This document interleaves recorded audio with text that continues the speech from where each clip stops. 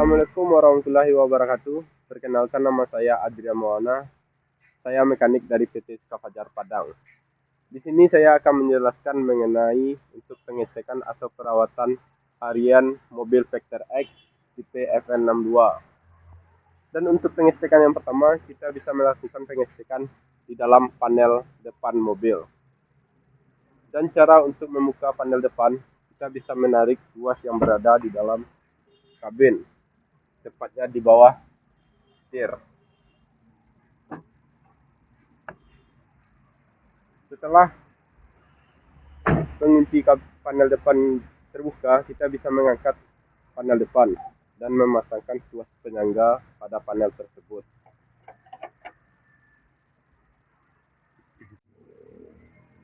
Nah, untuk pengecekan yang pertama, kita bisa melakukan pengecekan daripada minyak kopling.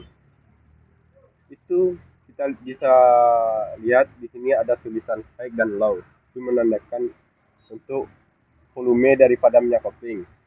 Dan usahakan minyak kopling itu berada di garis high.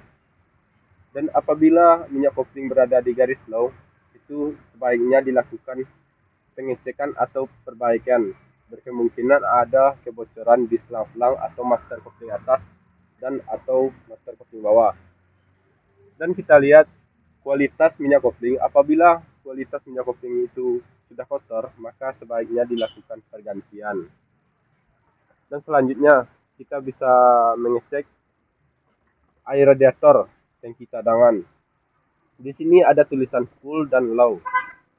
Sebaiknya usahakan air radiator itu berada di garis full.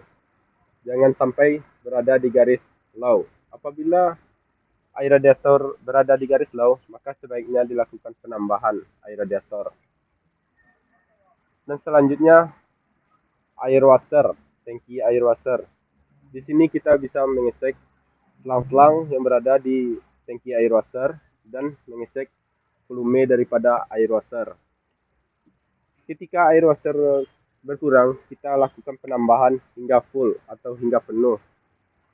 Kan di bagian dalam panel ini, kita sudah bisa menutup panel ini sendiri dengan cara melepaskan penyangga dari panel tersebut dan menutup panel ini. Dan selanjutnya kita akan melakukan pengecekan daripada aki atau baterai mobil ini dengan cara membuka pengunci dari penutup baterai ini.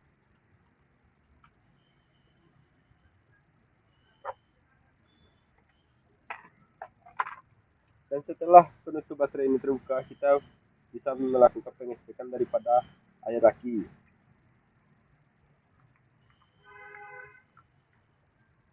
Apabila air aki berkurang, kita sebaiknya melakukan penambahan daripada air aki tersebut.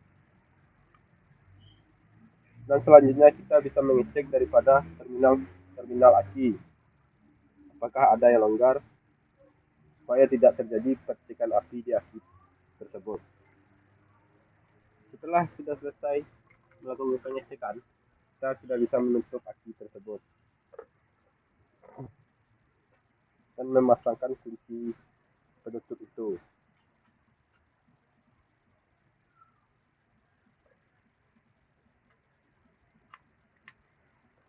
Dan selanjutnya kita akan melakukan pengecekan daripada tabung angin dengan cara menarik tuas yang berada di bawah tabung tersebut. Dan kita lihat apakah ada air yang keluar dari dalam tabung sampai air itu benar-benar habis di dalam tabung. Nah, ketika kita sudah selesai melakukan pengecekan di sini, kita akan lanjut untuk pengecekan di area mesin atau ruang engine.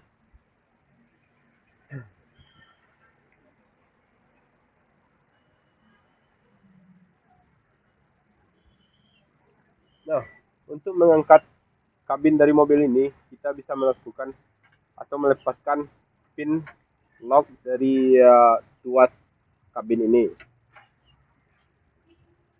Setelah pin terbuka, kita bisa menarik tuas ini ke bawah dan menarik tuas yang satunya lagi hingga kabin bisa terbuka.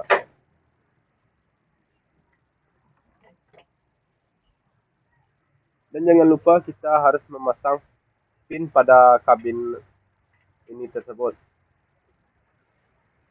Nah, di sini baru kita bisa melakukan pengecekan daripada ruang engine. Yang pertama itu kita bisa melakukan pengecekan daripada fan belt. Apakah fan belt ada yang retak atau kendor. Apabila fan belt itu sudah tidak baik, kita lakukan pergantian.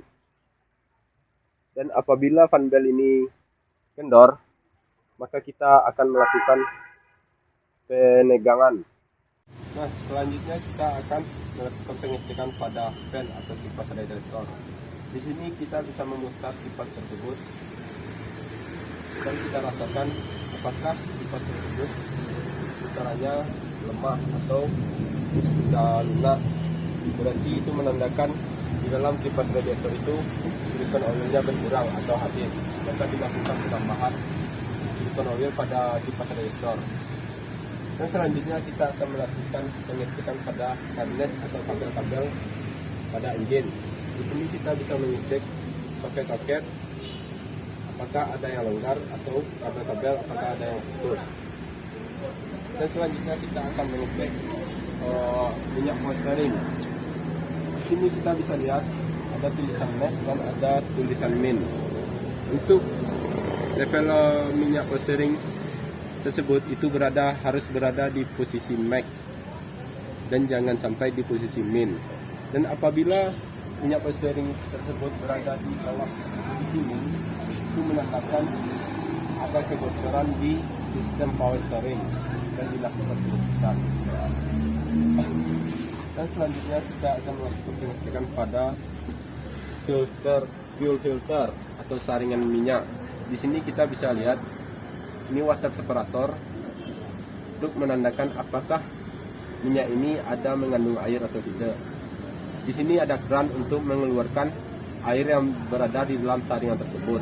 Dan di sini juga kita bisa lihat kebersihan dari saringan tersebut. Apabila saringan tersebut sudah kotor, maka dilakukan pergantian pada saringan fuel filter tersebut. Nah, selanjutnya kita akan melakukan pengecekan di bagian sebelah sana.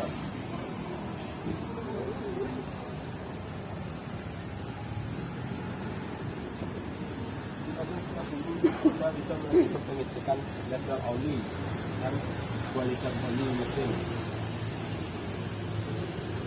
dengan cara melihatnya dari stik oli.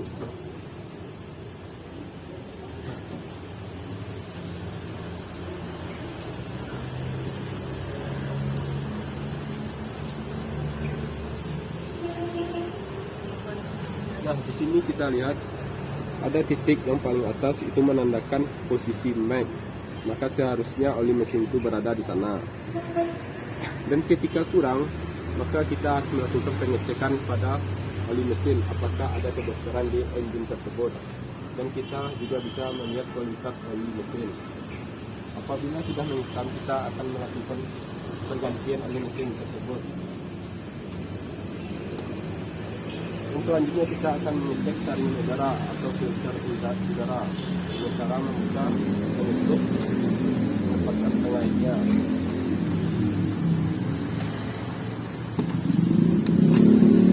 Nah, setelah menutup saringan udara tersebut, kita bisa menarik saringan udara tersebut dan kita cek kalau kotor sebaiknya kita bersihkan. Dan kalau tidak memungkinkan lagi untuk dipakai, maka sebaiknya harus dilakukan pergantian pada saringan udara tersebut. Dan setelah melakukan pengecekan, kita pasang lagi saringan udara dan memasangkan tutup saringan udara tersebut.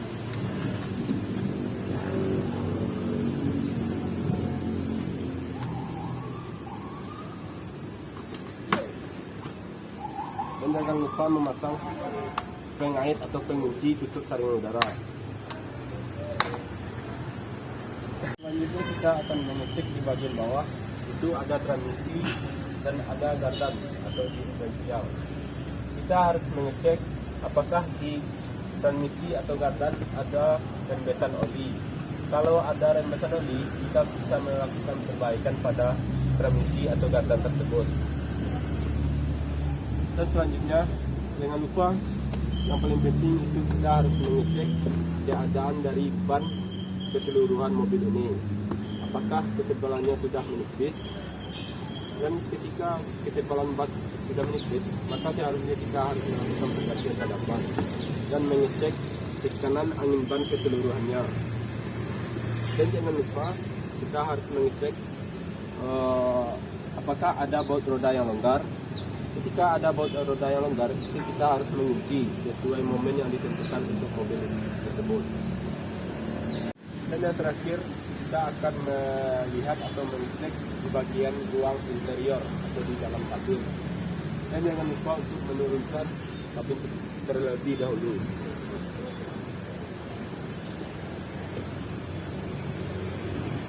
Nah, untuk penurunan kabin tersebut, kita harus melepaskan pin atau pengunci dari penyangga kabin tersebut, dan tinggal kita tarik penyangga kabin tersebut.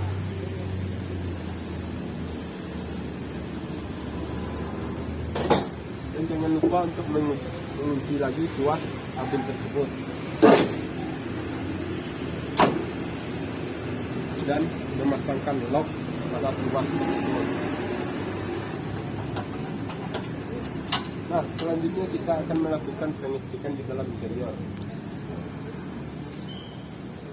Lakukan pengecekan dari dalam kabin atau dari dalam interior mobil tersebut.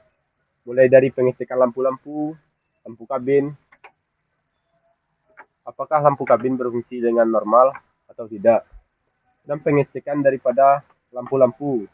Mulai dari lampu kecil, lampu besar, dan lampu sen. Nah, selanjutnya kita akan mencoba untuk menghidupkan mesin. Sebelum menghidupkan mesin, pastikan tuas persneling di posisi N atau netral.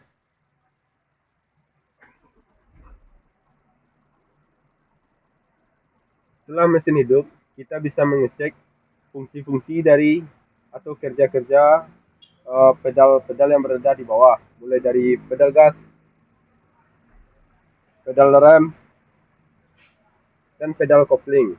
Apakah semua pedal berfungsi dengan normal? Dan yang terakhir, kita jangan lupa untuk mengecek daun wiper, apakah berfungsi dengan normal atau tidaknya.